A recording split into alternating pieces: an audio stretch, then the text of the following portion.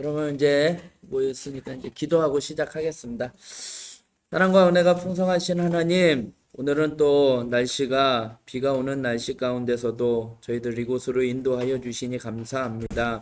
하나님의 말씀을 하나하나 배워가고 알아갈 때에 하나님 단순히 지식적으로 알아가는 것이 아니라 하나님의 뜻과 섭리를 깨닫고 그 오묘한 뜻에 저희들 순종하며 믿음으로 살아갈 수 있도록 저희들에게 은혜를 베풀어 주시옵소서.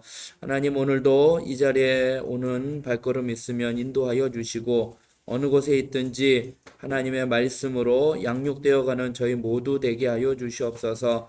점심시간입니다. 마치는 시간까지 함께 계실 줄 믿사오며 예수님의 이름으로 기도드립니다. 아멘. 오늘 성령 시대 두 번째 선교 시대입니다.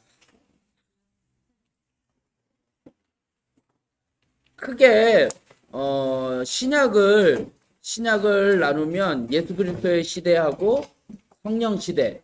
근데 성령 시대를 두 개로 나눠요. 교회 시대하고 선교 시대 이렇게 나누는데 성령 시대를 두 개로 나눌 필요는 없어요, 굳이. 그래서 구약은 우리가 이제 구약 성경 39권을 역사서, 시가서, 예언서로 이렇게 나누잖아요.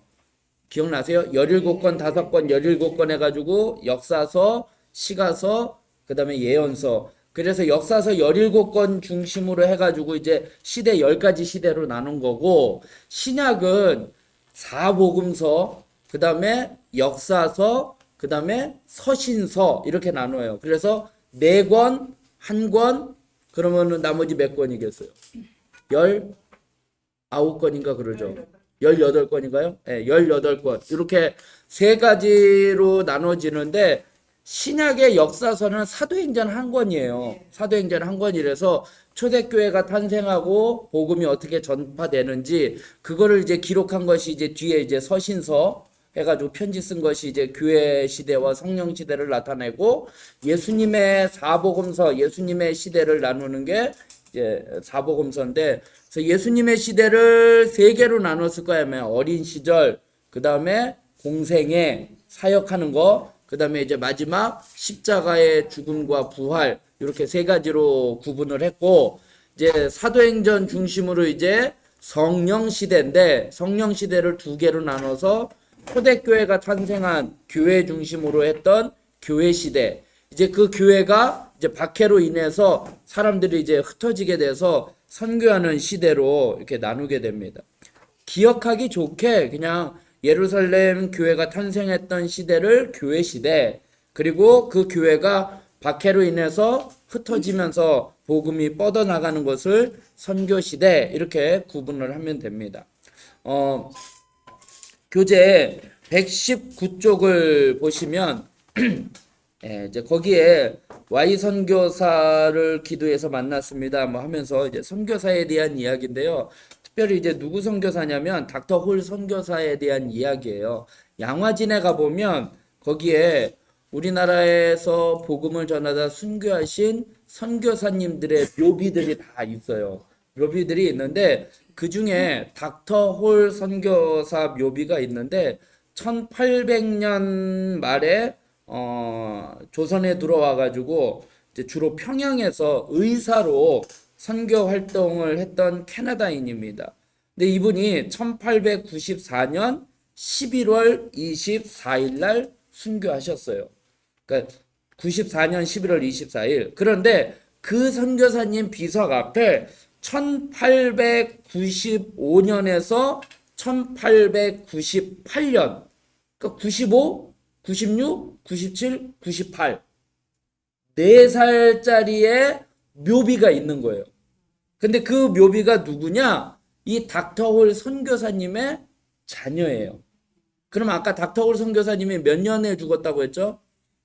94년 11월 24일 날 순교를 하셨고, 그 아이는 95년, 그 다음 해에 태어난 거예요. 그러니까 선교사님이 복음을 전하러 왔는데 자기의 자식도 보지도 못하고 순교하신 것을 보게 되는 거예요.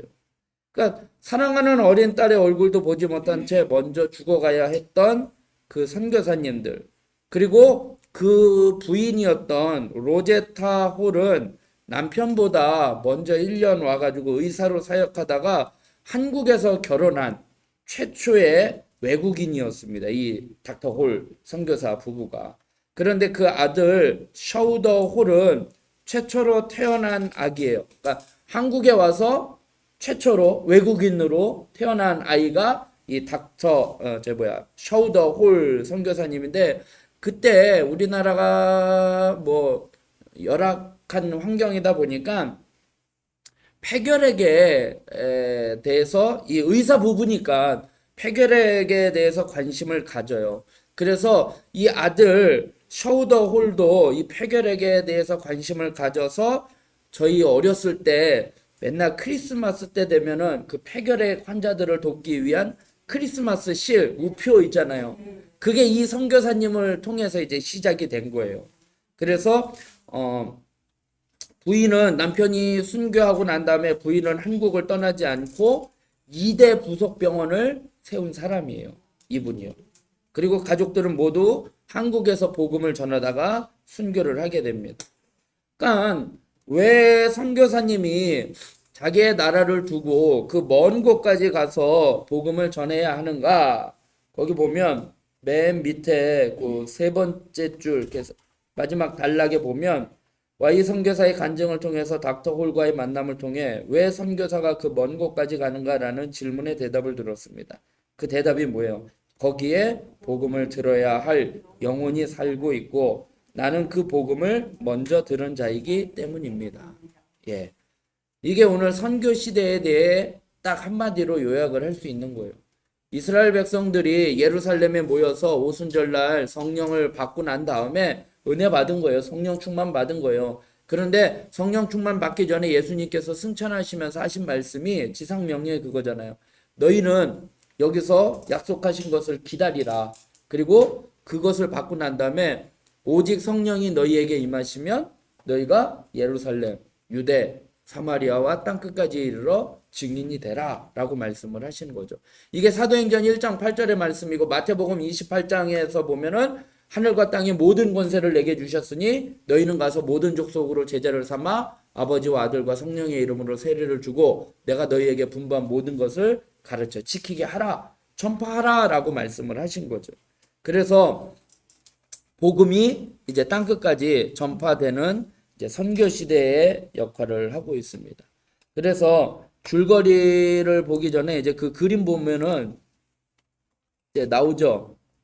이게 선교 시대를 이제 대표하는 이제 이야기인데, 이제 강을 건너는 용감한 자에게 누가 이제 왕이 내 딸을 주겠다라고 이야기를 했어요. 그랬더니 이제 이 덩다리가 이 악어가 있는 강을 무사히 건너왔어요. 그래서 이제 왕이 너의 소원은 무엇이냐라고 이야기를 했더니 뭐라고 얘기했느냐?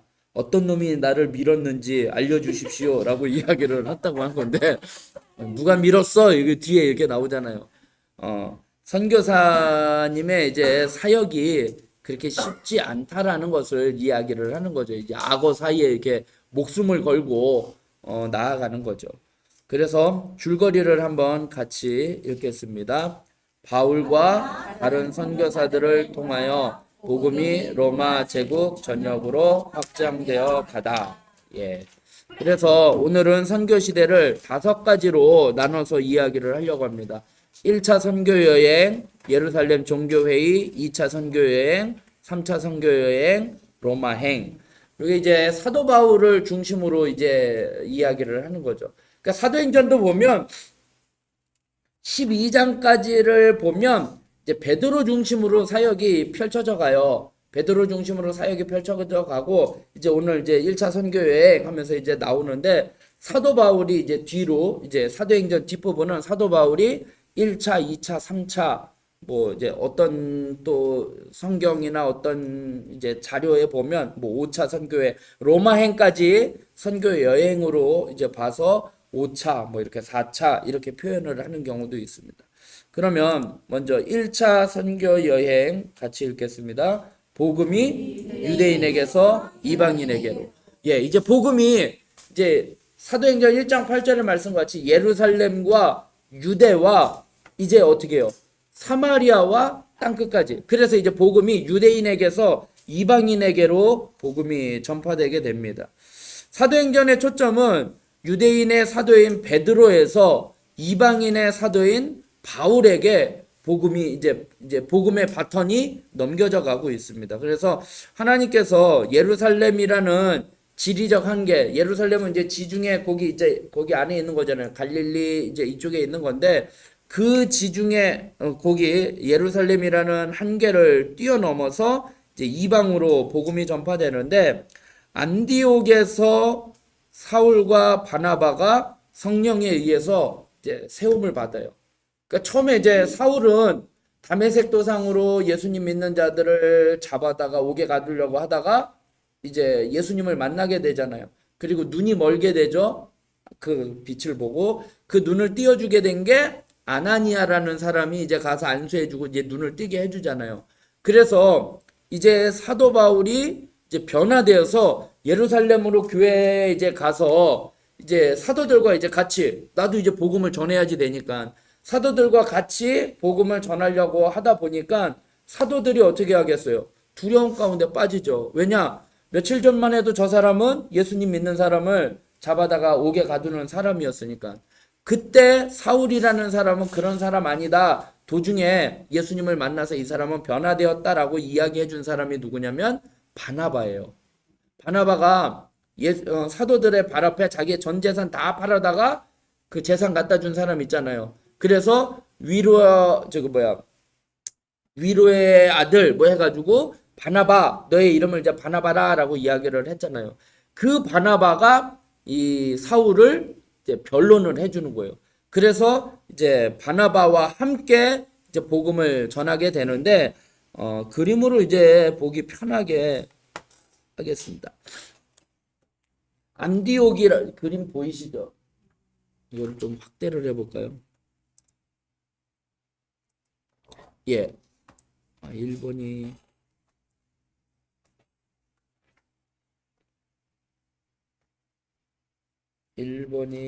어디? 1번. 네. 여기서 안디옥에서 바나바와 바울과 마가 요한 세 사람으로 나와 있죠.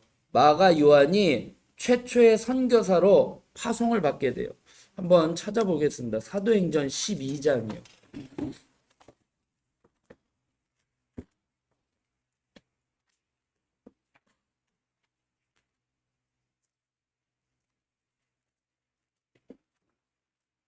사도행전 12장 25절.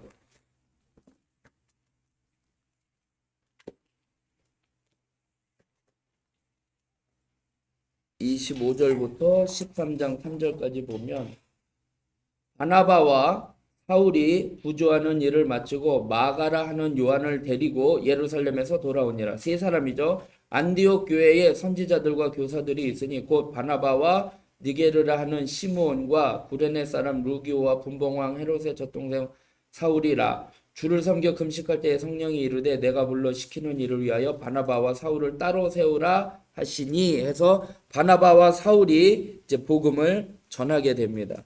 그래서 어디로 가냐? 여기 2번 살라미라는 회당에서 복음을 전하게 됩니다. 그게 이제 13장 5절에 보면 4절부터 보면 두 사람의 성령의 보내심을 받아 실루기아에 내려가 거기서 배 타고 구브로로 가서 나오죠. 구브로 나오죠. 살라미에 이르러 하나님의 말씀을 유대인의 여러 회당에서 전할세 요한을 수행원으로 두었더라 라고 말씀을 합니다. 그래서 여기에 가서 이제 구브로에 가서 살라미에서 복음을 전하게 됩니다. 그리고 여기 구브로 섬이잖아요. 구브로 섬을 다스리던 로마 총독 서기오 바울이 믿고 거기서 복음을 받아들이고 성도가 됩니다. 6절에 보면 온 섬 가운데로 지나서 바보에 이르러 바 예수라 하는 유대인 거짓 선지자인 마술사를 만나니 하면서 이제 거기서 12절에 보면 이에 총독이 그렇게 된 것을 보고 믿으며 주의 가르치심을 놀랍게 여기니라 나옵니다. 구브로 섬에서 로마 총독 바울이 서기오 바울이 믿고 신자가 됩니다. 그 다음에 어디로 가냐면 이제 4번 버가에서 마가 요한이 바울과 바나바를 떠나 예루살렘으로 돌아가요. 아까 세 사람이었었잖아요. 세 사람인데 이 마가 요한이 이제 의견이 안 맞았고, 그리고 자기가 이제 선교하다 보니까 조금 힘들었는지 거기서 그냥 그 일행을 떠나 예루살렘으로 돌아가게 됩니다. 그래서 그 뒤에 이제 5번에 보면 여기는 비시디아 안디옥이에요. 아까 여기도 안디옥이죠. 보이시죠? 여기도 안디옥이고 여기도 안디옥이에요. 그래서 안디옥이라는 지역이 두 군데가 있어요. 그런데 이 5번 여기는 비시디아 안디옥을 비롯한 갈라디아 지방에 교회를 이제 세워지게 됩니다. 그리고 믿는 사람들의 수가 이제 많이 늘어나게 되는 거죠. 그래서 여기서 믿는 사람들의 수가 계속 증대됩니다. 그리고 이제 어디로 가냐면은 이 루스드라에서 안전뱅이가 고침을 받고 바울이 돌에 맞아 거의 죽게 되는 사건이 나오게 돼요. 그래서 이제 배 타고 어디로 가냐? 이고니온과 루스드라 버가를 다시 방문을 하고, 그러니까 이제 여기 갔다가 여기서 이렇게 다시 이제 돌아온 거죠. 다시 이렇게 버가에서 만났다가 다시 돌아가고, 이제 바울과 바나바가 안디옥으로 돌아가게 되는 거죠. 이 루스드라에서 여기 나오죠. 돌에 맞아 죽을 뻔한 사건. 안전뱅이가 고침을 받고 일어난 사건과 바울이 돌에 맞아 죽을 사건. 그래서 다시 안디옥으로 돌아오게 됩니다. 그래서 선교 보고를 마치는 내용이 나와요. 그래서 바울이 첫 번째 선교에 바울은요, 복음을 전할 때마다 처음에는 유대인들에게 전해요. 유대인들에게 복음을 전하는데 유대인들이 그 복음을 받아들이지를 않아요. 그러다 보니까 이방인에게 복음이 이제 전파가 되게 되는 거죠. 그래서 1차 선교 여행에서 중요한 것은 복음 전파의 주 대상이 유대인에게서 이방인에게로 넘어갔다는 것입니다. 그래서 예루살렘이라는 이제 보면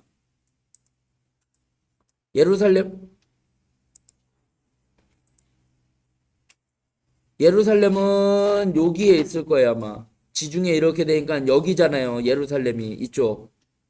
지도로 상으로 봤을 때 보셨죠? 이렇게 빵덩어리 크게 그리고서 여기 나일강 해놓고선 여기 빵 부스러기 하면서 이 밑에 쪽 여기쯤이가 예루살렘일 거야, 아마. 이 밑에 쪽이. 이 예루살렘에서 지역이 이제 위쪽으로 이제 확산되어 가는 모습을 보게 되는 거죠. 그리고 이제 예루살렘 종교회의입니다. 같이 읽겠습니다. 이방인 선교의 문을 활짝 열어주다. 예.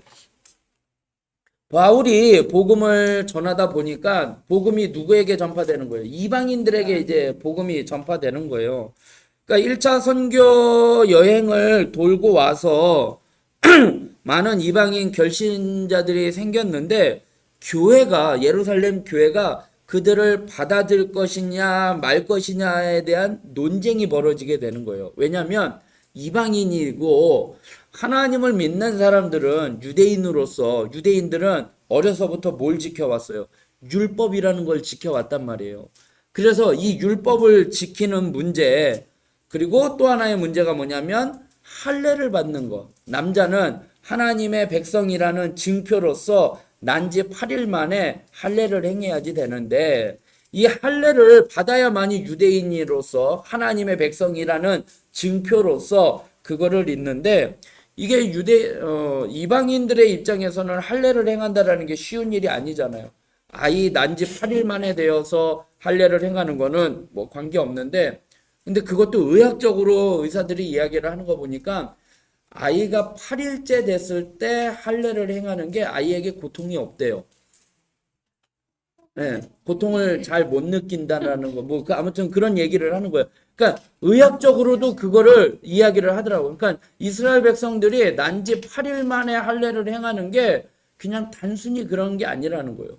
이게, 이게, 우리를, 인체에 이 신비가 있잖아요. 이 몸을 만드신 분이 누구예요? 하나님이시잖아요. 여기에 인체의 신비가 엄청난 거예요. 하나님이 다 계획고 있고 섭리가 있는 거예요. 그 중에 하나가 뭐냐면 우리가 맛을 느끼잖아요. 맛을 느끼는데 무슨 맛이 있어요? 미각.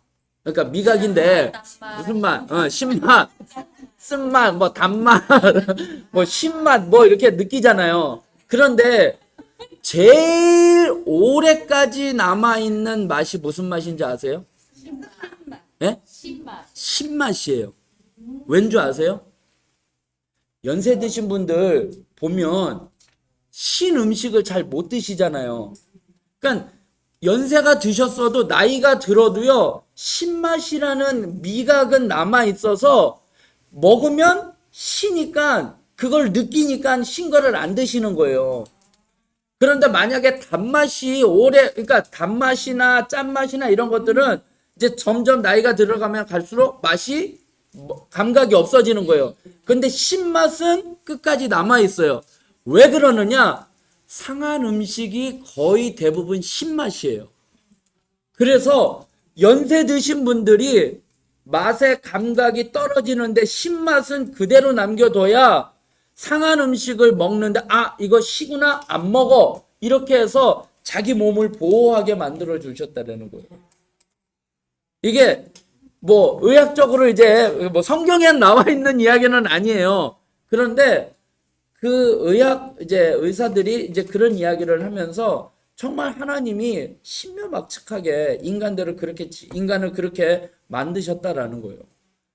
그리고 뭐 여러 가지 이제 이야기들이 있는데 아무튼 복음을 전하는데 뭔 얘기하다가 이제 이렇게 넘어갔는지. 예, 할례를 행하는 게 쉽지가 않은 거예요. 그래서 교회는 유대인들을 대상으로 전도를 했기 때문에 별 문제가 없었어요. 유대인들은 태어나자마자 다 할례를 받으니까 문제가 될 게 없는 거예요. 할례 문제도, 그다음에 율법을 준수하는 문제도 뭐 문제가 될 게 없었던 거죠. 그런데 그러니까 율법을 지키고 이제 복음을 전하는 건데, 그런데 이방인들에게 있어서는 율법을 접해 보지도 않았고 할례를 행하는 것도 쉬운 일이 아니라는 거죠. 그런데 복음을 전하는 이 사도 바울은 그것이 방해가 돼서는 안 된다라는 거예요. 그래서 율법을 지키지 않아도 예수님을 믿으면 된다라는 이 바울의 주장과 율법을 지키고 그리고 예수님을 믿어야 한다라는 유대주의자들, 유대인들 가운데 믿는 자들이 있을 거 아니에요. 그들과의 팽팽한 갈등을 맞이하게 된 거예요. 그래서 예루살렘에서 종교회의를 열은 거예요. 이 문제를 어떻게 하면 좋을까라고 예루살렘에서 회의를 벌리게 됩니다. 그런데 이제 예루살렘 종교회의에 회장이라고 해야지 되나요? 아무튼 그때의 유대주의자의 리더가 누구였냐면은 야고보였어요. 야고보였는데 예수님의 형제인 야고보예요. 야고보가 리더였는데 유대주의자들이다 보니까 그쪽의 편을 들 수밖에 없잖아요. 그렇게 생각을 그리고 고정관념, 우리도 그렇잖아요. 고정관념이 있기 때문에 내가 자라온 생활, 내가 자라온 배경, 그리고 그런 습관이 있다 보니까 그게 이제 틀이 잡혀져 있었는데 하나님께서 어떻게 해요? 그 사건이 있을 거를 알고 성령이 임하시고 난 다음에 복음이 이방인에게 전파되기 위해서 하나님이 다 밑작업을 해 놓으셔요. 무슨 사건이냐면 베드로가 환상 중에 부정한 음식이 보따리에 싸서 내려왔을 때 먹어라 라고 하니까 저는 못 먹습니다. 내가 유대인으로서 율법을 지키는 자로서 경건한 자로서 그 부정한 음식은 먹지 못합니다. 그랬더니 먹으라고 이야기를 해놓고 환상 가운데 보여주고 그 다음에 이방인 고넬료에게도 하나님이 환상을 보내주셔서 보셔서 이제 저기 어디에 베드로라는 사람이 있으니까 사람을 보내서 청하라 라고 이야기해가지고 베드로가 그 환상을 기도하는 가운데 환상 보고 난 다음에 아닙니다라고 거부한 다음에 보니까 밖에 누가 왔어요. 와서 보니까 얘기 들어보니까 이제 이게 딱 맞아 떨어지는 거죠. 그러면서 고넬료의 집에 가가지고 얘기를 해보니까 이 사람이 율법에 대해서 하나님의 말씀에 대해서 잘 알고 있는 거예요. 그래서 거기에서 세례를 베풀고 성령님이 임하시게 된 거죠. 그 사건이 예루살렘 종교회의 이전에 그런 사건들이 일어나게 되는 거예요. 그리고 이제 바울은 선교하고 됩니까? 그러다 보니까 이 종교회의에서 이거 어떻게 하면 좋을까 하는데 유대인들의 입장에서는 안 된다. 율법을 준수해야지 되고 할례를 행해야 된다라고 이야기를 하는데 팽팽하죠. 그러다 보니까 그때 이제 베드로가 나와가지고 내가 이방인에게 베드로가 어떤 사람이에요? 예수님의 수제자였잖아요. 그러니까 예루살렘 종교회의에서 의장은 야고보이지만 자기도 예수님의 제자니까 이 영향력이라는 게 대단한 거잖아요. 베드로가 한마디에. 그러니까 베드로가 내가 복음을 전했는데 이방인도 복음을 받다더라. 이방인들도 성령님이 임하시더라 라고 이야기를 하게 돼서 이방인에게도 복음이 전하는 거에 대해서 이야기를 하는데 어떻게 회의의 결과가 나오느냐? 율법을 강요하지 말자. 율법은 강요하지 말고 그러니까 할례를 받지 않아도 된다라는 거예요. 그러나 예수님을 믿을 수 있도록 하는데 결정을 내립니다. 그러면서 뭐라고 이야기하느냐? 우상의 더러운 것과 음행과 목매어 죽인 것과 피는 멀리하게 하라 라고 이야기를 해요. 그게 사도행전 15장 19절이요. 사도행전 15장 19절 찾으셨죠? 214쪽 19절 20절 같이 읽겠습니다. 그러므로 제 의견에는 이방인 중에서 하나님께 돌아가는 자들을 괴롭게 하지 말고 다만 상의 더러운 것과 음행과 음매어 죽인 것과 피를 멀리하라고 판지하는 것이 옳으니. 아멘. 예. 그러니까 제한을 두자는 거. 근데 다 그러니까 뭐 율법을 안 지켜도 된다. 이제 방종하게 하는 게 아니에요. 제한은 둔 거예요. 뭐냐? 우상의 더러운 것과 하나님 우상을 싫어하잖아요. 나 외에 다른 신을 두지 말라. 하나님 우상을 싫어하시니까. 우상의 더러운 것과 음행과 목매어 죽인 것과 피를 멀리하자고. 피는 생명이잖아요. 그래서 짐승도 피채 먹지 말라라고 이야기한 것처럼. 왜냐? 예수님 우리의 죄 사하면 피에 있다는 거예요. 그래서 예수님의 피로써 우리의 죄값을 치러 주신 거잖아요. 그렇기 때문에 피에 생명이 있기 때문에 피채 먹지 말라. 피는 멀리하라 라고 이야기를 하는 거예요. 그래서 이러한 것들을 제한을 하고 나머지는 자유롭게 예수님을 믿는데 방해가 되지 않도록 이야기를 하고 있는 거예요. 그러니까 오늘날도 우리가 복음을 전할 때 보면 유대주의 입장에서 보면 술 끊고 담배 끊고 모든 거 다 끊어야 교회 나온다라고 이야기를 하는 거예요. 근데 그게 아니라는 거예요. 교회 나오라는 거죠. 교회 나오면 나와서 예수님 믿고 신앙생활 하다 보면 자연스럽게 술 끊고 담배 끊고 그렇게 하게 되는 거예요. 절제하게 되는 거예요. 그런데 그거를 먼저 다 지켜야만이 예수님을 믿는다? 믿지 않는 거예요. 전에도 말씀드렸잖아요. 우리가 머리로 이해가 되어야 믿는 게 아니라고 했잖아요. 믿으면 이해된다고. 그래서 창세기 1장 1절이 태초에 하나님이 천지를 창조하셨다. 그것을 믿어야만이 나머지는 다 믿어지는 거고 이해가 되어지는 거라는 거죠. 그래서 이방인 선교의 문을 예루살렘 종교에서 인정을 해준 거예요. 그래서 이제 복음의 문이 어떻게 돼요? 이제 더 확산되는 거죠. 그동안에는 이거를 어떻게 해야지 될까 막 그런 고민들이 있었잖아요. 그래서 베드로도 나중에 이제 또 성경에 보면 그런 얘기가 사울한테 한번 책망받아요. 뭐냐면 내가 유대인이잖아요. 그래서 이방인들이 차려놓은 음식 이렇게 먹는데 유대인들이 또 우르르 몰려오니까 베드로가 또 쓱 빠져요. 그러니까 유대인들이 없을 때는 같이 이렇게 복음 전하면서 있다가 유대인들이 오니까 눈치 보고서 쓱 빠지니까 너 그렇게 하는 행동을 보면 다른 사람들이 특히 유대인들이 어떻게 보겠느냐라고 사도 바울이 베드로를 책망하는 내용이 나와 있거든요. 그런 것처럼 유대인들에게 있어서는 이방인들과 겸상하는 것, 이방인들과 같이 하는 것 이런 걸 되게 꺼려했던 그런 들이 있었는데 이게 오순절 성령의 사건으로 인해서 복음이 이제 전파되면서 예루살렘 종교회의가 결정적으로 그거를 공인해 준 거죠. 인정을 해 준 거죠. 그렇게 해서 이제 복음이 이제 나아가게 되는 것입니다.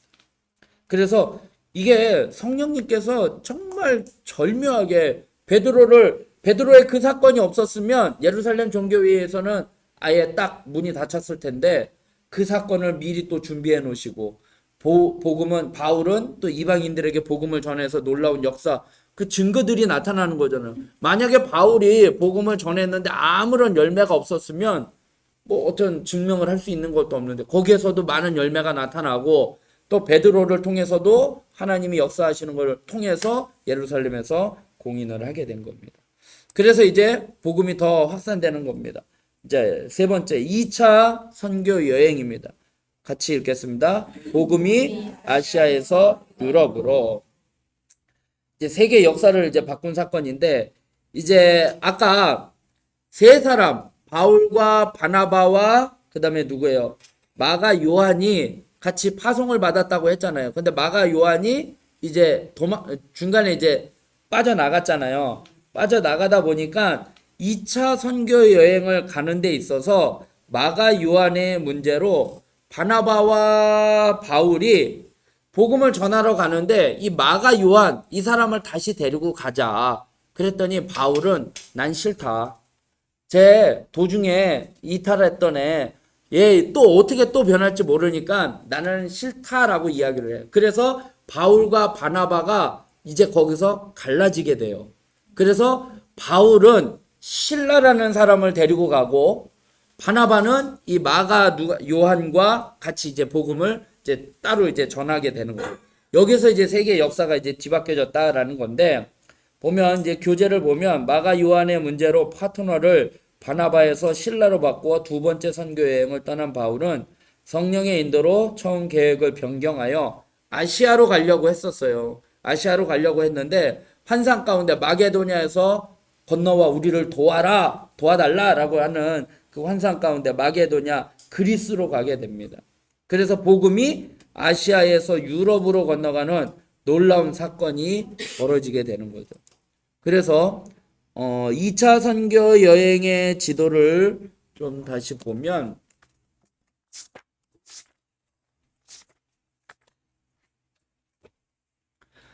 아까도 이제 출발을 어디에서 출발했죠? 안디옥에서 출발을 하죠.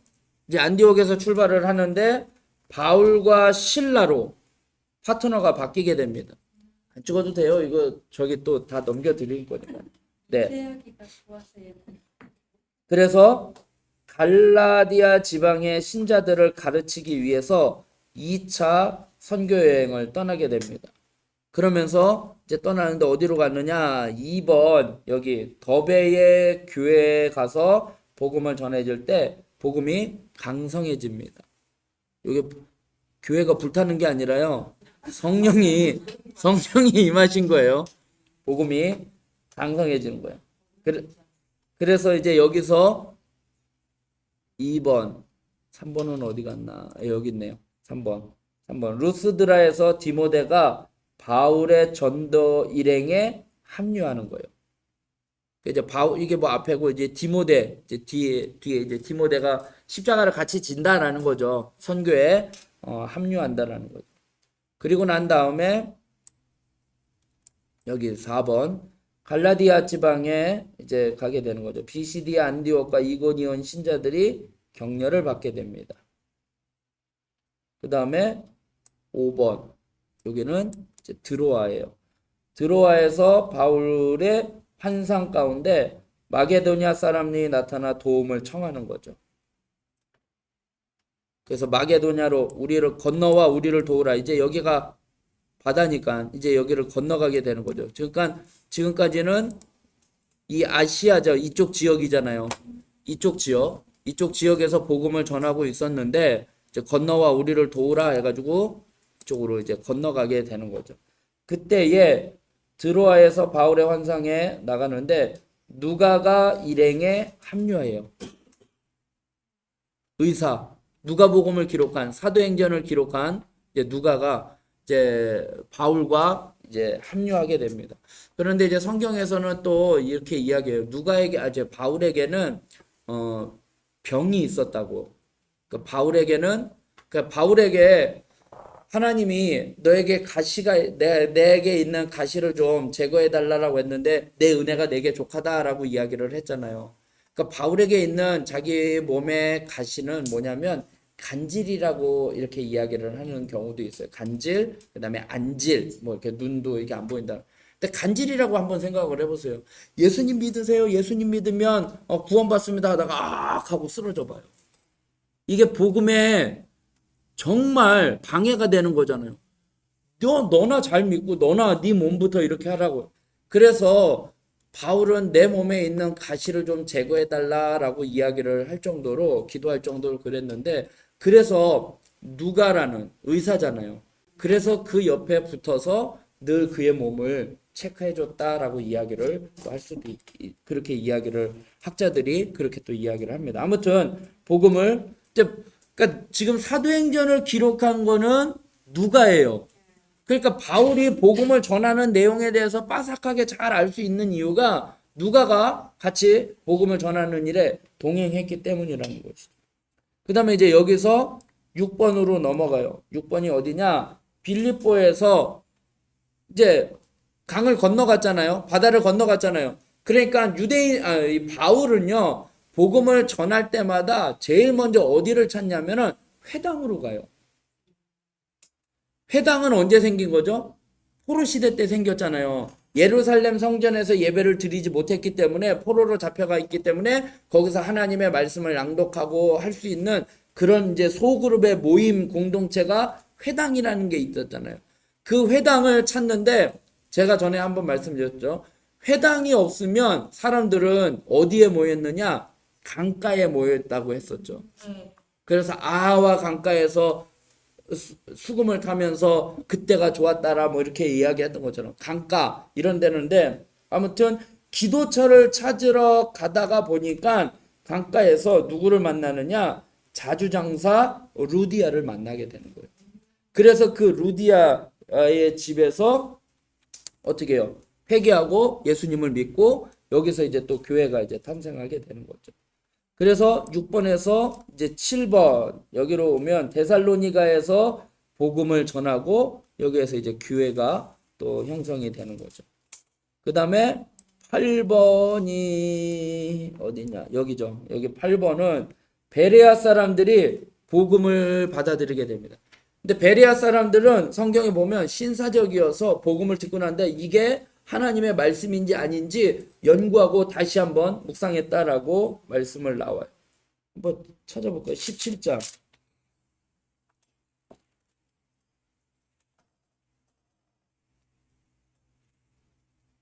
17장 11절. 사도행전 계속 펼쳐놓으세요. 하나씩 넘어. 11절을 보니까 베레아에 있는 사람들은 데살로니가에 있는 사람들보다 더 너그러워 간절한 마음으로 말씀을 받고 이것이 그러한가 하여 날마다 성경을 상고했다. 그러니까 막 책상에서 막 지금 막 골머리 싸한 거죠. 이게 맞는지 안 맞는지 베레아 사람들이 그랬다라는 거죠. 그 다음에 9번 여기죠. 바울이 이제 아테네죠. 아테네의 이레오바고 광장에서 철학자들에게 복음을 전하게 됩니다. 그게 이제 17장의 내용이고, 그 다음에 10번 여기에 와가지고 바울이 데살로니가 전서 후서를 기록을 해요. 그러니까 2차 전도 여행 때에 데살로니가 전서 후서가 기록이 되온 거죠. 그 다음에 11번 여기 바울과 직업이 같은 이제 바울은 이제 천막을 짓는 장사였죠. 그 천막 그 직업이 있었는데 브리스길라와 아굴라가 에베소에서 새신자를 돌보게 되는 거죠. 그래서 에베소 교회에서 브리스길라와 아굴라 그 부부를 만나게 되는 거죠. 그리고 12번 예루살렘 바울이 안디옥으로 돌아가기 전에 예루살렘에서 교회의 안부를 묻고 선교 보고를 하는 거죠. 그리고 안디옥으로 돌아가요.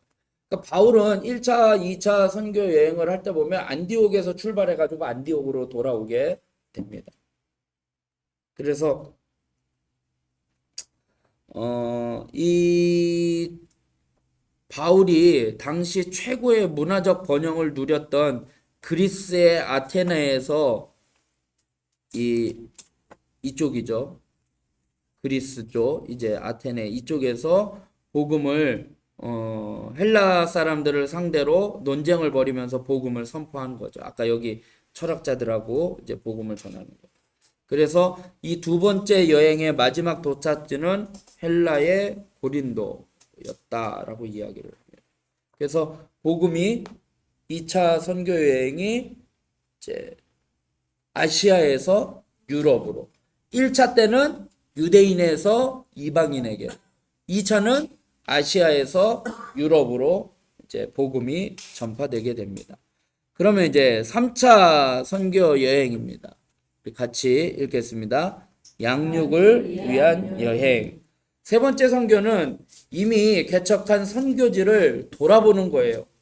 그래서 양육하기 위한 여행이었어요. 특히 에베소에서 두란노 서원을 거기에 뭐라고 나와 있어요? 교재.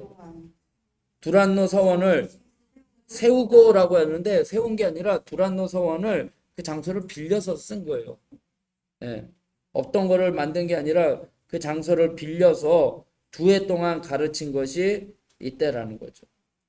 그래서 이제 뭐 온누리교회 뭐 두란노 서원, 뭐 두란노 서적 뭐 이렇게 나온 게 이제 거기서 왜냐면 2년 동안 가르쳤기 때문에 그래서 이제 온누리교회가 이제 두란노 이제 책 그 출판사 이름을 두란노로 이게 한 거죠. 그래서 은 오만에 이제 그때 이제 막 여러 가지 사건들이 나타났는데 은 5만에 해당되는 마술책을 태우는 정도로 대단한 성과도 있었으나 반대로 격렬한 반대도 있었다. 이 와중에 사도 바울은 땅끝까지 가기 위한 준비를 하고 있다라고 이야기를 합니다. 그러면서 세 번째 전도 여행의 그림을 보면 이렇게 됩니다. 그러니까 이게 뭐 이 교재는 이제 성경을 금방 알게 하기 위해서 기억하기 좋게 해서 1차 선교여행은 C 그죠? C 모양 그렇게 그렇게 하고 2차 모양은 콩 모양 땅콩 모양 이렇게 표현을 하고 있고 3차 선교여행은 국자 모양 이렇게 표현 이제 외우기 쉽게 하려고 제가 막 지도 그릴 때 뭐 빵덩어리, 뭐 빵부스러기, 뭐 삼지창, 뭐 코브라 뭐 이렇게 해서 지도 그리는 법 알려줬던 것처럼 이렇게 또 표현을 하고 있습니다. 아무튼 어딘지 몰라요. 자, 안디옥에서 이제 또 출발을 하죠. 바울이 3차 전도 여행을 떠납니다. 그러면서 2번 여기는 바울이 갈라디아와 부르기아 지역의 제자들을 격려하고 에베소에서 이제 사역을 하게 됩니다. 그러니까 갔던 지역을 다시 이제 돌아보는 거죠. 그 다음에 3번 여기 보면 우상의 모형을 만들어 돈을 벌던 은세공업자가 바울 때문에 수입이 떨어진 것에 대해서 격분하는 거예요. 뭐냐면 귀신 들린 여자를 점쳐준다고 해가지고 그런데 바울은 그 귀신 들린 여인이 너무나 괴로워하고 있으니까 그 귀신을 내쫓아줬는데 이 세공업자들은 이 여인을 통해서 수입이 있었는데 그것이 없어지니까 바울을 죽이려고 하고 이제 쫓아내게 되는 사건이 나오는 게 되는 거죠. 그 다음에 3번 4번이 어디죠? 4번이 여기네요. 4번이 이제 고린도 후서를 기록을 하게 됩니다. 그 다음에 로마서를 기록을 하는 거죠. 그러니까 지금 3차 전도 여행 때에 고린도 후서, 여기서부터구나. 여기서 고린도 전서를 쓰고, 그 다음에 이쪽에 가서 고린도 후서를 쓰고, 이쪽에 와서 로마서를 쓰는 거죠. 아까 2차 선교 때는 어떤 서신을 썼다고 했죠? 데살로니가 전 후서를 썼고, 여기서는 고린도서, 그 다음에 로마서를 이제 쓰게 된 거죠. 그 다음에 6번 이쪽으로 와서 6번은 요거네요. 드로아에서 바울과 누가가 또 이제 일행과 합류하고, 그 다음에 7번 드로아에서 복음을 전하다가 창틀에 걸터 앉아서 바울의 말씀을 듣다가 떨어져서 죽었잖아요. 유두고 청년이 죽었는데 그 청년을 다시 살리는 사건이 나오고, 그 다음에 8번은 밀레도에 온 에베소의 장로들이 바울로 인해서 슬피 울었다라고 이야기를 합니다. 이제 바울이 이제 복음을 이제 증거하는 일에 있어서 이제 위로해주고 격려해주는 거죠. 그리고 바울은 이제 로마행을 결심을 하게 되는 거죠. 그러면서 이 사람들이 왜 그러느냐? 이제 9번에 보면 제자들로 예루살렘에 들어가지 말라는 경고를 받게 되는 거예요. 그러니까 지금 바울이 복음을 이방인에게 전하다 보니까 아까 예루살렘 종교회의에서는 결정적으로는 공인은 했지만 유대인들 가운데는 그것을 좋게 생각하지 않는 사람들도 있잖아요. 복음이 이방인들에게, 어떻게 보면 유대인들에게 있어서는 자기들만이 누릴 수 있었던 특권이었는데, 선민의식으로 유대인들의 특권이었는데 그게 이방인들에게, 그것도 이방인도 자기들이 생각할 때는 사람 취급하지 않았던 그런 이방인들이 복음을 받고 오히려 그 사람들이 더 하나님 앞에 더 헌신하고 하는 모습을 보니까, 그러니까 그런 거 있잖아요. 먼저 된 자가 나중되고 나중된 자가 먼저 된다라는 말처럼 그렇게 되다 보니까 이제 예루살렘으로 이제 가게 돼요. 왜냐하면은 예루살렘 교회가 어려움을 겪게 돼요. 기근과 이런 걸로 인해서 교회가 어려움을 겪게 되다 보니까 복음을 전하다 보니까 그 교회 막 여러 교회들이 생겼잖아요. 그 교회에서 예루살렘을 돕겠다라고 헌금을 한 거 있어요. 그 헌금을 예루살렘에다가 전해줘야지 되는데 사람들은 너 예루살렘에 가면 유대인들한테 붙잡힌다라는 거예요. 그러니까 지금 아까도 여기서 장로들이 여기서 바울로 인해서 슬피 우는 거예요. 예루살렘으로 가지 말라라는 거죠. 그래서 여기서도 제자들이 예루살렘으로 10번에 보면 가이사랴에서 아가보 선지자가 바울이 예루살렘에서 체포될 것을 예언하게 됩니다. 그리고 11번에 예루살렘에서 적대하던 유대인들이 폭동을 일으키자 로마 당국이 바울을 체포해요. 그러니까 어떤 일이 있었냐면은 바울이 복음을 전하다 보니까 이방 사람들하고 같이 전하잖아요. 그러니까 이방인 사람을 데리고 이제 예루살렘에 보고하러 가는 거예요. 그러니까 쉽게 얘기하면 그거잖아요. 내가 선교하러 나갔다가 내가 이 사람을 구원했고 이 사람도 이제 증거를 해서 예루살렘에 이제 보여주고 싶고 뭐 이런 거 하잖아요. 그런데 당시 유대인들에게 율법적으로는 이 회당 있잖아요. 그러니까 예루살렘 성전 뜰 안에는 이방인들은 들어갈 수가 없는 거예요.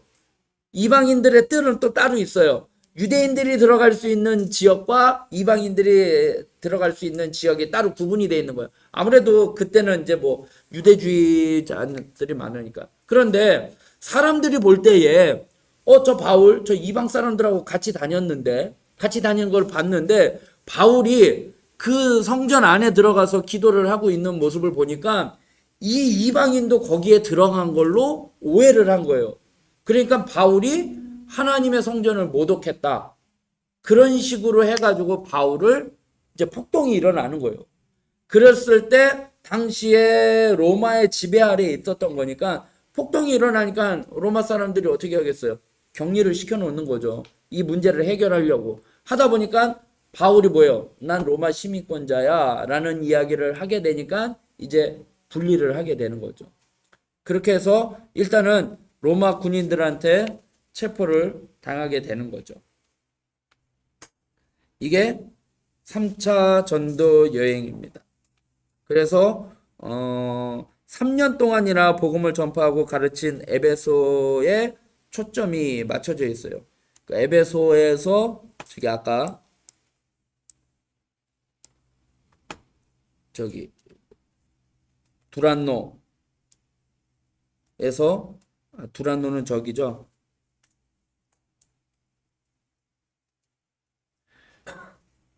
그래서 바울이 2차 전도 여행 시 마게도냐와 갈라디아에 세웠던 교회들을 재방문하고 3차 전도 여행은 자신이 개척한 선교지들을 돌아보고 양육하기 위한 성격이었다. 특히 맞아요. 에베소에서 두란노 서원을 통해서 2년 동안 가르치고 거기서 많은 사건이 일어나게 되는 거죠. 이게 3차 전도 여행입니다. 그 다음에 이제 로마행입니다. 같이 읽겠습니다. 땅끝까지 가서 증인이 되기 위하여. 사도 바울은 이제 땅끝까지 가기 위하여. 그래서 이게 그림을 보면 여기가 예루살렘이에요. 보이시죠? 표시가 안 되나? 죄송합니다. 이게 보이나요? 네. 여기가 예루살렘이죠. 아까 출발했던 안디옥은 요 위쪽이었어요. 복음을 전했던 지역은 여기인데, 복음을 이제 아시아에서 복음을 전하다가 유럽으로 넘어갔다고 했잖아요. 이쪽으로 여기 이 바다를 지중해를 넘어간 거니까. 그러다 보니까 바울이 복음을 전할 때 예루살렘과 유대와 사마리아와 땅끝이라고 생각했던 것이 바로 이 로마로 생각을 하는 거예요. 이해가 되시죠? 아시아에서 유럽 쪽으로 나가다 보니까 그쪽에 이제 끝이 거기잖아요. 땅끝이라고 생각을 해서 로마 교회에 복음을 전하러 가게 됩니다. 그러나 이제 그 전에 아까도 말씀드린 것처럼 예루살렘에 교회에 가야지 되는 거예요. 그래서 아까 이 교재에 보면 표면적으로는 예루살렘 교회에 전할 헌금이 있어서였지만 내면적으로는 예루살렘 교회와의 관계를 분명히 하고 싶어서였다라는 거죠. 왜냐? 예루살렘 교회의 유대인들은 이방인에게 복음 전하는 것 내색은 안 하지만 기분은 나쁜 거잖아요. 뭐 일단 예루살렘 종교회의에서 결정은 내렸는데 복음이 전하는 거에 대해서 기분은 나쁘다라는 거죠. 그래서 본 교회와 같은 예루살렘 교회와 불편한 관계 가운데에 내가 복음을 전하러 가는 거는 그렇다, 무의미하다라고 판단을 해서 순교를 각오하고 가면 붙잡힌다라고 예언까지 들은 거잖아요. 그리고 사람들이 만류했잖아요. 그럼에도 불구하고 알고 간 거죠. 사도행전 21장을 한번 볼게요.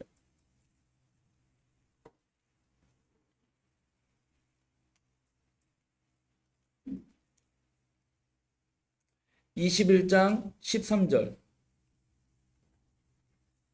거기 보면 한번 같이 읽겠습니다.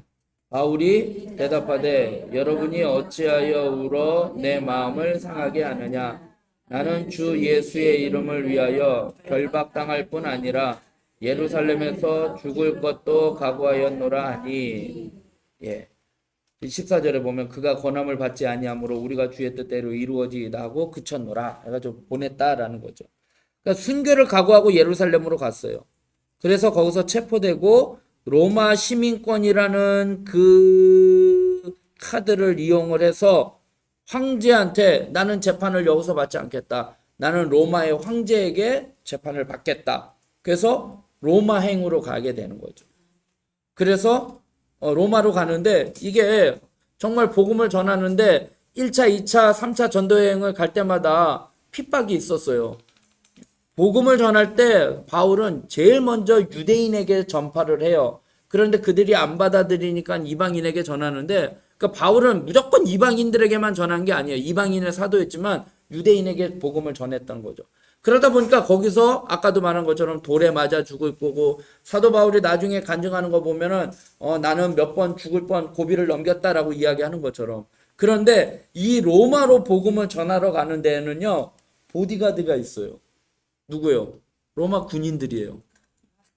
비록 자기는 죄수의 몸이지만 그러니까 바울은 그렇게 생각한 거예요. 자기가 복음을 전하는데 보호를 받으면서 그리고 가는데 어려움 없이 다 배로 태워다 주고 뭐 이렇게 해가지고 가게 되는 거죠. 그러니까 사도 바울은 땅 끝까지 가기 위해서 로마 교회의 지원이 필요하다고 판단을 한 거예요. 그러나 이제 얘기한 거죠. 그래서 재판 과정에 무죄가 판명이 됐어요. 무죄가 판명이 됐는데 그럼에도 불구하고 바울은 정치적인 이유로 말미암아 2년 동안은 영류돼요. 근데 2년 동안 이제 그러니까 쉽게 얘기하면 우리가 뭐 요즘에 뭐 재판하면은 뭐 오래 걸린다 뭐 이런 이야기 하는 것처럼 보류시키는 거예요.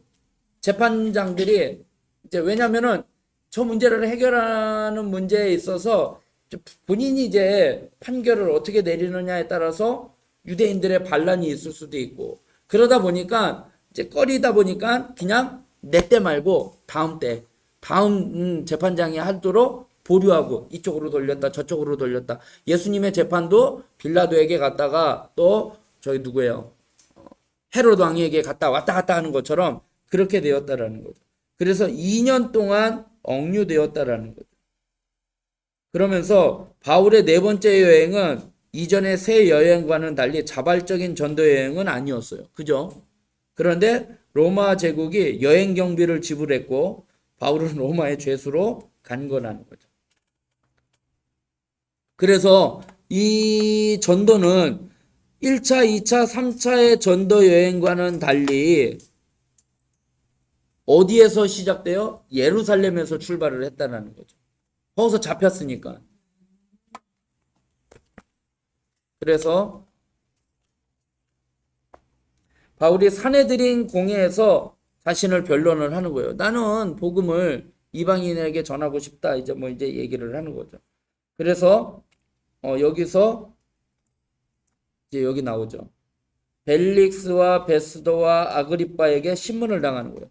이 사람 저 사람한테 이제 신문을 당하는 거예요. 그러면서 거기서 너 로마 시민이야? 뭐 이렇게 하면서 이제 여러 가지 이야기들이 나오게 되는 거죠. 이게 사도행전 24장에서 26장이에요. 왔다 갔다 가면서 2년 동안 이제 보류가 되는 거죠. 그래서 이제 거기서 시돈에서 3번 로마로 압송되어 가는 길에 시돈 땅에 들려서 여기서 대접을 받고 난 다음에 배를 타고 이제 가죠. 배를 타고 가는데 여기 미양이라는 곳에 이제 머물게 되는 거죠. 그래서 거기서 겨울을 좀 나고 로마로 가자라고 이야기를 했는데 어떻게 해요? 선장과 선주들은 바울의 말을 무시하고 그냥 떠나게 되죠. 그래서 뭘 만나요? 유라굴로 광풍을 만나게 되죠. 유라굴로 광풍을 만나게 되고 거기서 배가 좌초되는데 그래도 거기에 성경에 보면 로마 군인들은 죄수들을 다 죽이려고 했어요. 왜냐면 배가 이제 무너지니까 배를 가볍게 하고 자기들도 살려고 살아야지 되니까 저 죄수들 도망가면 안 되니까 다 죽이려고 했는데 그 압송하는 거기 군대장이 어떻게 해요? 다 풀어주는 거잖아요. 바울을 죽일 수가 없으니까. 바울에 대한 이제 관계가 있으니까. 그래서 풀어주고 그래서 이제 어디로 가게 되냐면 이제 겨우 해가지고 6번 이제 멜리데 섬에 이제 상륙을 하게 되죠. 멜리데 섬에 상륙을 했는데 그 사람들이 이제 많이 이제 환송을 해주죠. 환영을 해주는데 그때 이제 바울이 어떻게 해요? 모닥불 피우다가 독사에게 물리게 되죠. 물리게 됐을 때 야, 저 사람은 저주받은 사람이구나 라고 했는데 아무런 이상이 없는 거예요. 아무런 이상이 없으니까 신으로 여기는 거죠. 사람들이 멜리데 섬에. 그리고 멜리데 섬의 추장에 또 누가요? 거기에 죽지 않고 거기서 또 추장의 아버지인가? 28장.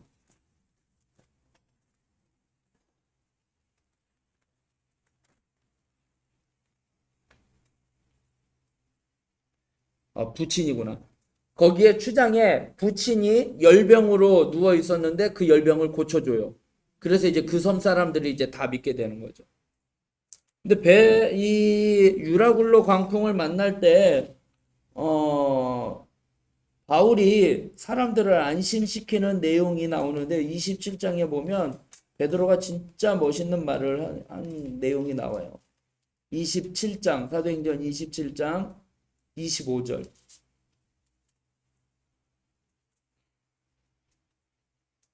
같이 읽겠습니다. 그러므로 여러분이여 안심하라. 나는 내게 말씀하신 그대로 되리라고 하나님을 믿노라. 바울이 환상 중에 하나님이 넌 로마에 갈 수밖에 없어. 로마에 가게 된다라는 그 환상을 보여주니까 하나님이 인도하실 건데 분명히 나는 여기서 죽지 않는다라는 거죠. 그러니까 여러분 안심해라. 내가 하나님한테 하나님의 내가 환상 중에 내가 본 거 있다. 그래서 하나님이 나를 그대로 되리라고 믿노라라고 이야기를 합니다. 그래서 바울과 다른 많은 죄수들이 그런 가운데 로마에 이제 도착을 하게 되는 거죠. 6번 봤죠? 7번 이제 로마에 도착을 하게 됩니다. 가택연금 상태의 바울이 방문객들과 그리스도에 대해서 가르치고 서신을 기록합니다. 여기서 뭐냐면 이제 로마 시민권이다 보니까 아직 죄가 판결이 안 난 거잖아요. 아직 로마의 황제한테 판결을 안 받은 거잖아요. 그러다 보니까 어떻게 되느냐? 가택연금의 상태예요. 그러니까 어떻게 보면 자유로운 거예요. 그 집에만 머물러 있는 거예요. 저 지하 감옥에 가둬져 있는 게 아니라 거기서 사람들 만나게 되고 또 거기서 어떻게 해요? 복음을 증거하게 되었다라는 거예요. 그러면서 거기서 이 로마 거기에서 가택연금 상태에서 8번 에베소서, 9번 골로새서, 10번 빌립보서를 편지를 쓰게 된 거예요. 그러니까 그 서신서를 이제 로마에서 쓰게 된 거죠. 그 다음에 11번 여기 이제 골로새 여기에서 빌레몬 이제 빌레몬은 빌레몬에게 이제 빌레몬서를 편지를 쓰면서 그 종이었던 오네시모를 내가 만나봤는데 이 사람은 예수님을 믿고 난 다음에 변화되었다. 그래서 그 주인 빌레몬에게 그 오네시모를 잘 받아줘라라고 권면하는 내용이 나오는 거죠. 그래서 그림을 보면 자 아까도 얘기한 것처럼 1차 전도여행은 C 모양, 그 다음에 2차 전도여행은 땅콩 모양, 3차 전도여행은 국자 모양, 그리고 이스라엘에서 출발해서 로마로 가게 됩니다. 그런데 5차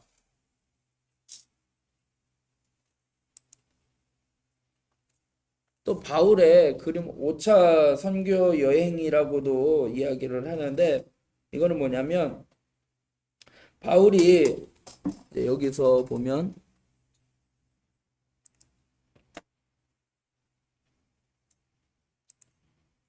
1번이죠. 1번 로마에서 2년 동안 감금 상태에서 풀려나서 5차 전도 여행을 떠났다라고도 이야기를 합니다. 이거는 이제 성경에 나와 있는 성경 근본적으로 이제 받쳐주는 성경 근본 내용은 없어요.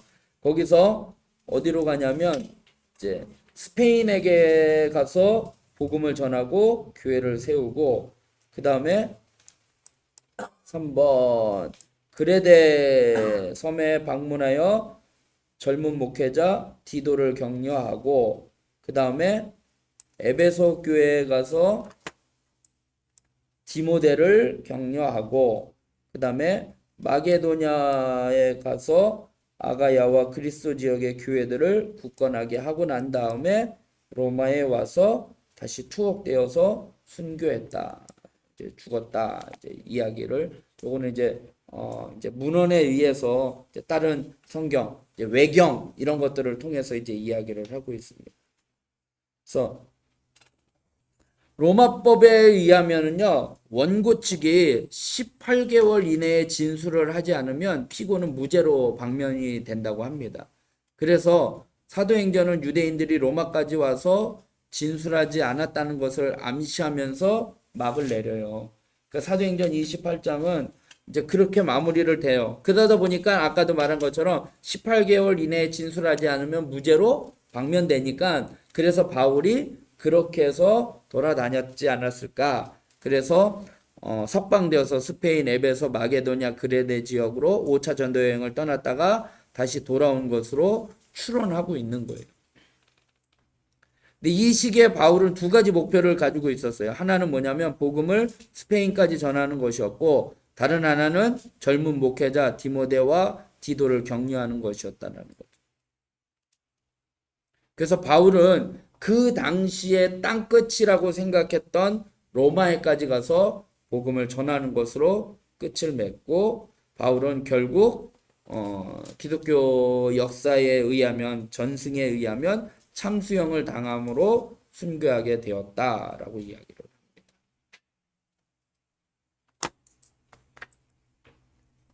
그래서 사도행전 28장 마지막 장을 보면은요.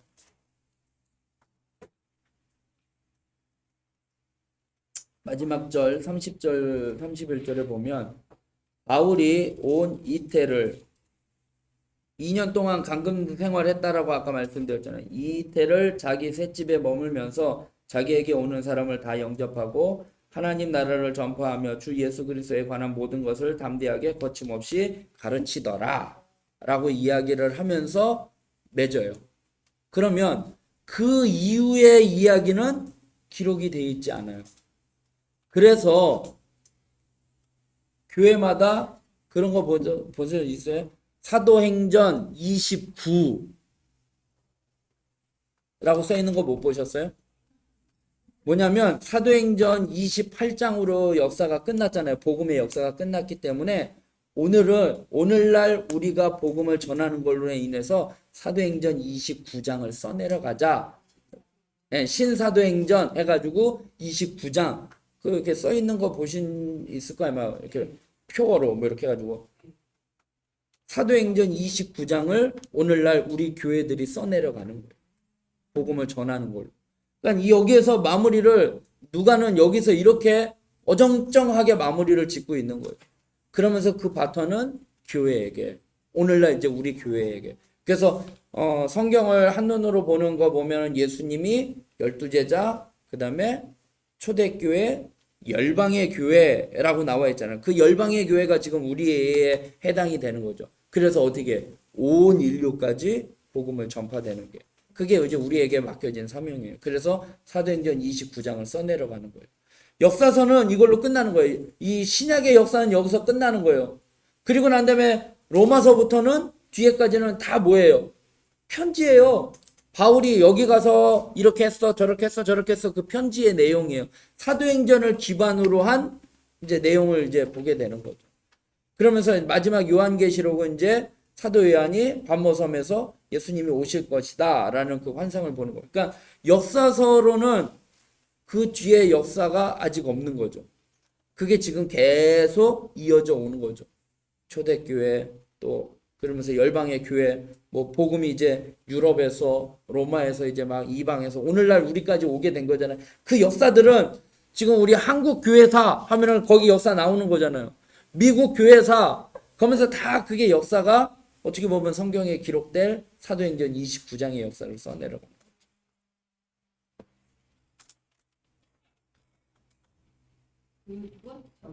그거를 여쭤보고 싶었는데 네. 몇 년 전에 이 신사도행전이라는 것에 대해서 되게 많이 강조를 했었잖아요. 네네. 그래서 저도 솔직히 이 찬양을 성가대에서 하기도 했었고 그랬는데 되게 어느 순간에서부터 교회에서 사라졌어요. 네. 근데 그걸 하면서 이제 그게 조금 위험하다라는 그 이제 그런 얘기들이 나오기 시작하면서 이제 그게 없어졌거든요.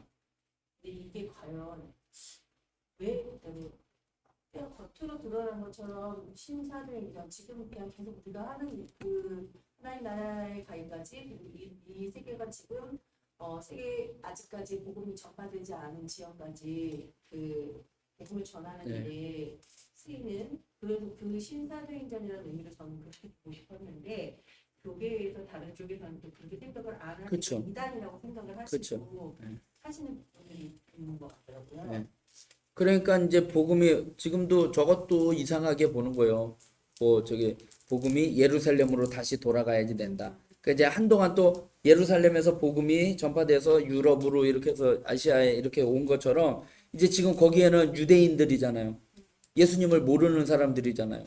그러니까 복음이 다시 글로 들어가야지 된다. 뭐 백투더 예루살렘 뭐 이렇게 얘기하는데 그런 것들이 이제 우리 권사님 말씀하신 것처럼 신사도행전이나 백투더 예루살렘이나 이런 것들이 교계에 있어서 그러니까 순수하게 우리가 진짜 복음이 땅끝까지 증거되기 위해서 유대인들이 처음 믿은 사람들이 첫 열매를 우리가 첫사랑을 회복하라라고 이야기하듯이 이스라엘 사람들에게는 첫사랑을 회복해야지 되는 문제잖아요. 예수님을 그 땅에서 예수님이 태어났는데도 예수님을 믿지 못하고. 그러니까 유대인들에게 있어서는 우리는 지금 재림의 예수님을 기다리고 있잖아요. 근데 유대인들은 지금 초림의 예수님을 기다리고 있는 거예요. 그러니까 초림으로 왔던 그 예수님을 믿지를 않는 거예요. 그냥 하나의 어떤 뭐 저기 뭐라고 해요. 그냥 4대 성인 중에 한 사람, 좀 대단한 사람, 그런 정도로만 이야기를 하고 있지, 예루살렘에 있는 유대인들에게 있어서 메시아, 우리를 구원해주고 이 모든 문제를 해결해줄 메시아를 기다린다라고 하는 그 메시아를 기다리는데, 그들이 기다리는 메시아는 초림의 예수를 기다리는 거고, 우리가 기다리는 메시아는 재림의 예수님을 기다리고 있는 거죠. 그러니까 그런 부분에 있어서 좀 틀린 거예요. 그러니까 복음이 순수하게 땅끝까지 전거되어야지 되고 진짜 말 그대로 사도행전의 역사가 지금 역사서는 이제 신약의 역사서는 사도행전으로 끝난 거니까 그 역사가 오늘날까지 우리에게 계속 이어지고 나를 통해서 내 자녀를 통해서 자손들을 통해서 복음이 땅끝까지 그래서 주님 오실 그날까지 우리가 지상 명령은 복음을 전하는 거잖아요. 그거를 감당해 나가야지 되는 거고 예루살렘도 첫사랑을 회복해야지 되는 거고 그런 건데 이제 그런 것들이 교계나 이런 것들로 인해서 이제 잘못 해석되거나 이제 색안경 끼거나 어떤 이제 퇴색화되다 보니까 그런 것들이 변질이 되는 거죠.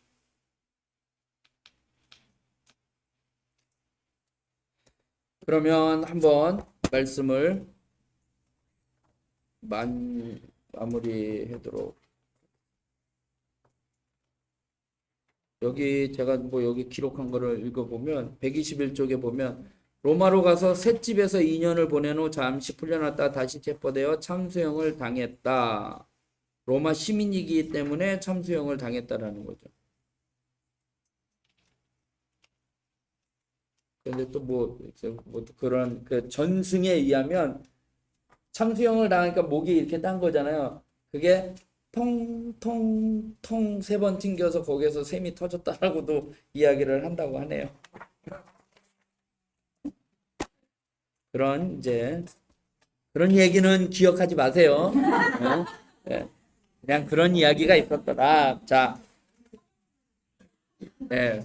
제일 이제 그러면서 이제 막 이제 또 가가지고 아우 최 목사님이 이상한 이야기 했다고. 최 목사님 그런 얘기 했다고.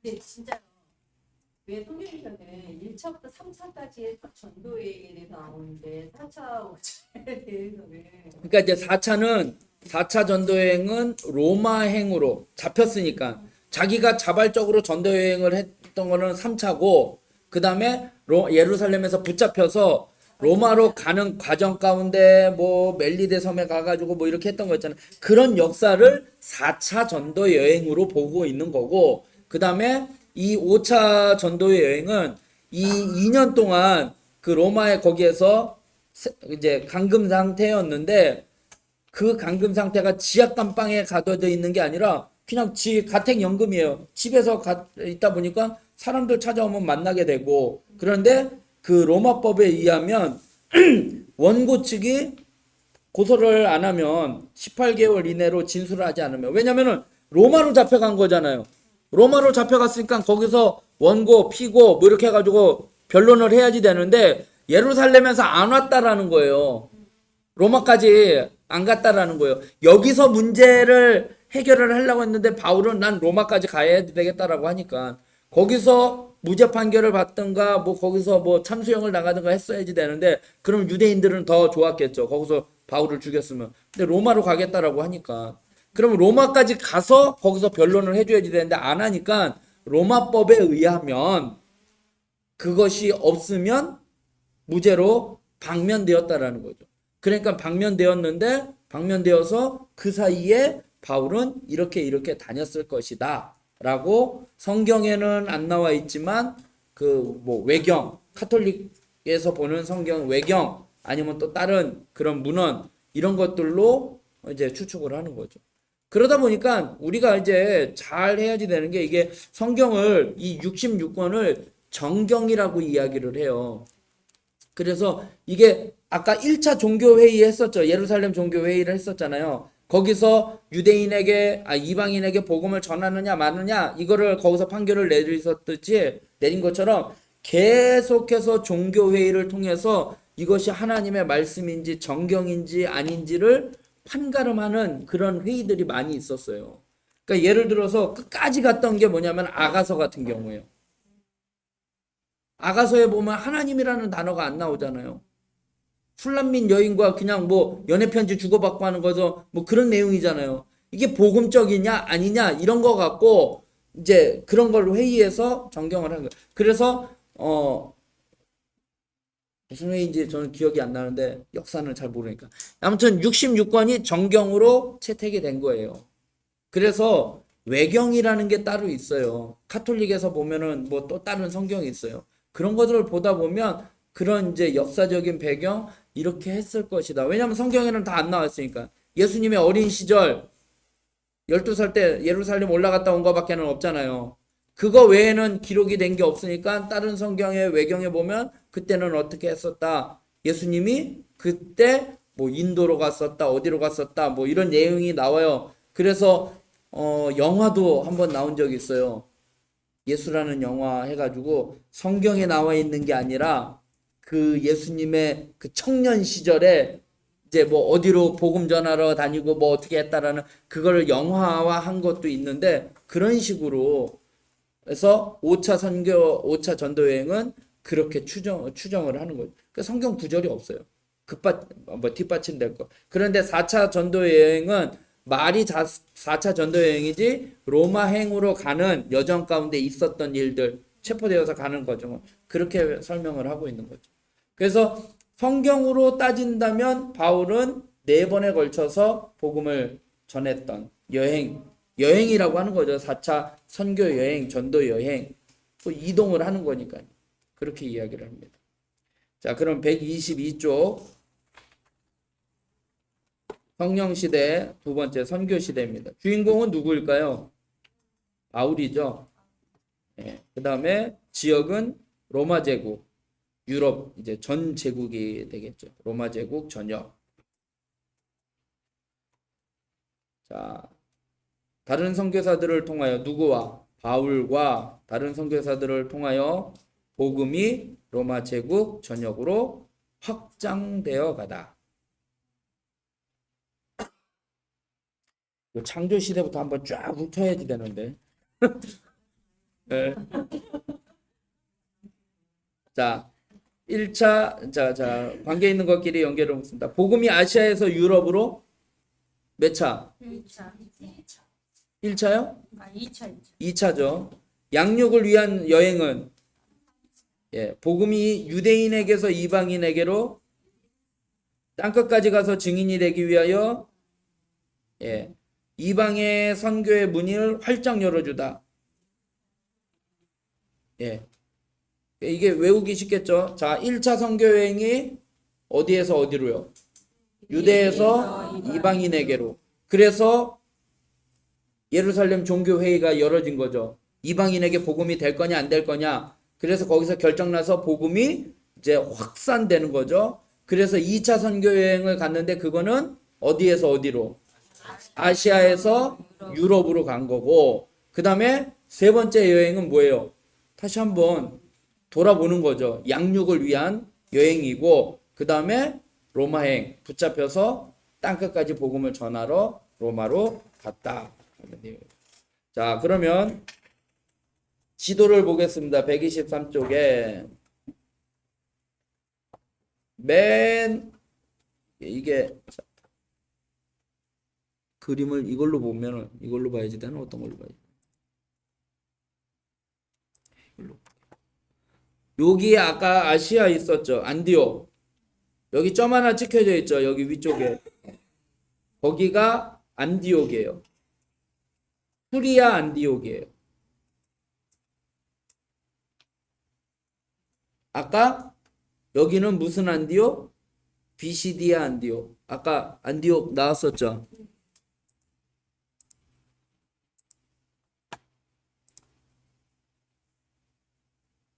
예. 여기가 지금 보면 여기 안디옥 있고 여기 안디옥 있죠? 여기 안디옥이 오늘 교재에 나와 있는 수리 안디옥.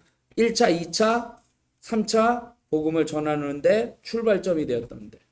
그 다음에 그 안디옥 위에 이렇게 동그라미 있죠? 큰 동그라미.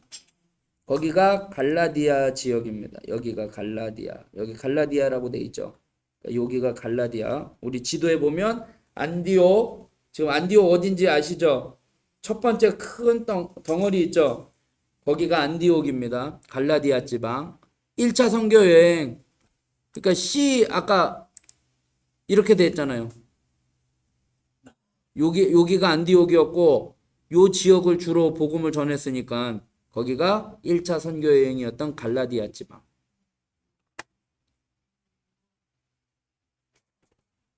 교재 그러니까 여기가 갈라디아예요. 그 다음에 2차 선교여행 마게도냐 지방은 어디냐면 2차 선교여행이죠. 여기서 어디예요? 강을 건넜다고 했죠. 그러니까 여기 저 위에요. 지금 여기 색깔 있는 게 땅이 아니에요. 색깔 있는 게 바다예요. 여기 하얀 게 땅이에요. 예. 그러니까 여 위쪽이 마게도냐 지방. 건너와 우리를 도우라. 바다를 건너갔죠. 그 다음에 그 가운데 껴있는 데가 3차, 아니야. 거기가, 아시아 지방이에요. 아시아 지방이고, 거기 점 찍힌 데가 에베소.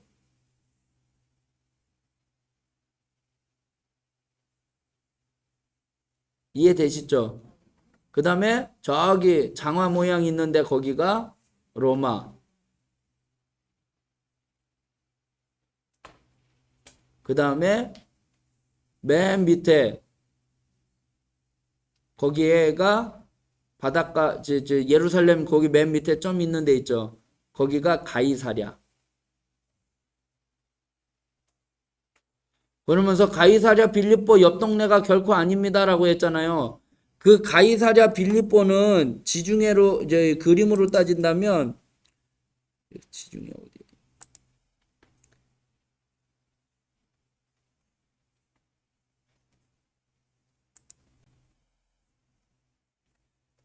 여기 점 있잖아요. 여기 있고 가이사랴 빌립보는 이 위쪽에 있어요. 갈릴리 위쪽에 조그만 점 위쪽에 있는 거죠.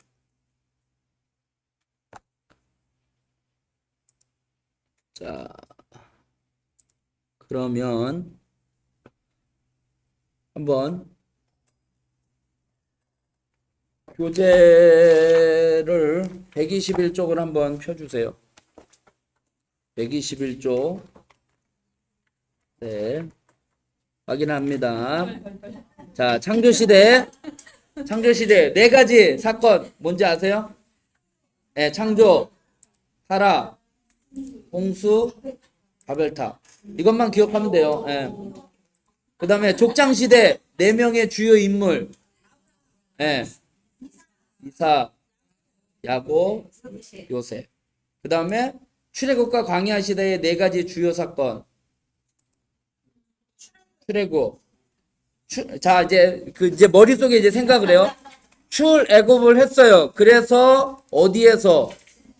시내산에서 훈련을 받죠. 모든 걸 다 받아요. 지금 보니까 뭐 법궤도 받고 다 받아요. 그런데 하나님이 테스트하죠. 그런데 어떻게 했어요? 불신앙. 가데스 바네아에서 12명 정탐꾼 보낸 거. 불신앙을 해가지고 점수가 되니까 어떻게 돼요? 40년간 재훈련. 그래서 돌았다. 그래서 이제 가나안 땅을 정복을 합니다. 제일 먼저 어디 정복하죠? 여리고, 그 다음에 아이성, 그 다음에 가나안 땅을 이제 정복을 하죠. 가운데 치고 아래 치고 위 치고, 그 다음에 땅을 정복했으니까 뭐 해야겠어요? 땅을 분배했죠. 그래서 이제 사사시대, 자기의 소견에 옳은 대로 사는 시대죠. 그러다 보니까 어떤 일이 벌어져요? 악순환이 되잖아요. 죄, 징벌, 부르짖음, 구원, 망가. 그런데 그때 누구를 통해서 하나님이 역사하시죠?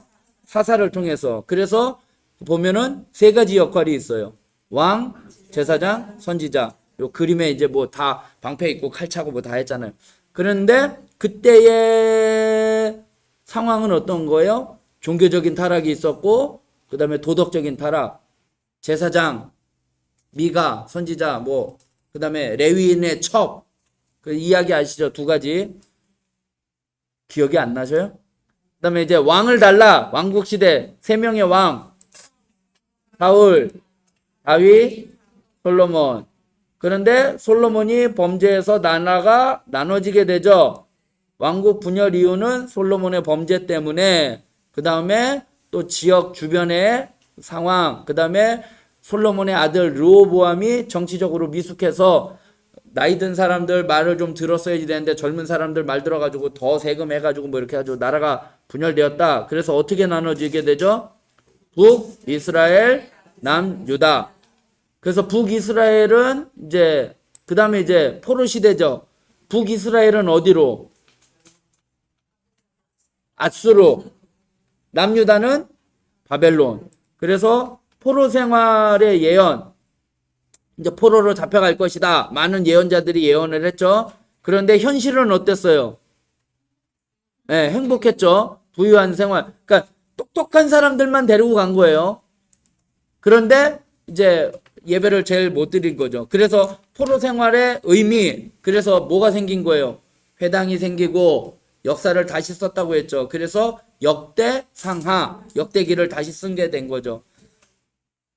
그래서 이제 포로에서 돌아오게 됩니다. 포로 귀환. 몇 번에 걸쳐서 돌아오죠? 세 번에 걸쳐서. 첫 번째 돌아와서 성전을 재건합니다. 누구를 통해서? 스룹바벨이 인솔해 갖고 와서 성전을 재건합니다. 두 번째는 영적 재건. 누구요? 에스라. 그 다음에 세 번째는 성벽을 재건. 누구요? 느헤미야. 그래서 이제 신구약 중간시대. 구약이 이제 끝난 거예요. 세력의 변천 해가지고 뭐 페르시아, 바벨론, 아수르, 그리스, 로마 이렇게 해가지고 나라가 이렇게 됐다. 정치적인 당파, 뭐 SNF파 뭐 이런 나오죠. 그 다음에 종교적인 당파, 뭐 사두개인, 바리새인 뭐 이렇게 나오고 그러면서 메시아를 기다리게 된 거죠. 예수님의 이제 신약으로 넘어옵니다. 예수님의 탄생과 어린 시절. 예수님 어떻게 태어났죠? 동정녀 탄생. 그래서 예수님의 족보에 대해서 이야기를 했죠. 그리고 예수님이 어렸을 때 태어날 때 일어난 일, 뭐 황제가 죽였다. 그 다음에 뭐 동방박사 이야기, 시므온, 뭐 안나 이렇게 만나가지고 축복해주고 노래 부르고. 그 다음에 예수님이 어린 시절이니까 첫 번째 유월절 지켰다. 그 다음에 예수님의 이제 공생애죠. 제일 먼저 사역을 시작하기 전에 무슨 일이 있었죠? 세례를 받으시죠. 세례 요한에게. 그리고 세례 받은 다음에 세 가지 시험 당하시죠. 그리고 난 다음에 사역이 시작이 되죠. 초기 사역은 예수님의 3대 사역. 가르치고 전파하고 치유하고 그것을 초기 사역. 그 다음에 후기 사역은 제자 삼는 사역 하셨다. 십자가에서 달려 죽으셨죠. 그리고 죽으신 후에 3일 만에 부활하셨고 그 다음에 또 어디 가셨죠? 승천하셨다. 승천하시면서 사역을 누구에게 맡겼어요? 교회에게 맡겼다. 성령시대. 그래서 성령의 오순절날 교회가 마가의 다락방에 임해서 성령의 교회가 탄생하고 교회가 이제 성장을 하죠. 복음을 전하게 되잖아요. 막 복음을 전하는데 박해가 일어나죠. 누가 죽어요? 스데반이 죽잖아요. 스데반이 죽으면서 박해가 일어나가지고 교회가 어떻게 돼요? 확장이 되는 거죠. 그래서 오늘 선교 시대 복음이 1차 선교회 어디에서 어디로? 네. 그 다음에 2차. 그 다음에 예루살렘 종교회의에서 어떻게 해요? 공인해 주죠. 이방인 선교. 그 다음에 2차 선교 여행은 어디에서 어디로? 유럽으로. 그 다음에 3차는 양육이죠. 돌아보면서. 그 다음에 로마로 땅끝까지 복음을 전했다. 끝입니다. 네. 성경은 끝난 거예요. 이제 다음 시간에는 이제 서신서를 예. 다음 주에는 이 교재가 끝나고 제가 2주간 휴강을 하고 새롭게 이제 다시 시작을 하려고 해서 제가 이번 주 중에 포스터를 제가 그때 카톡에 올려놨던 그 포스터 게시할 거고 주보에 광고를 낼 거예요. 그래서 모집을 또 하려고 해요. 그래서 지금 한 분이 지금 우리 멤버가 아닌 한 분이 또 누가 신청을 하셨어요.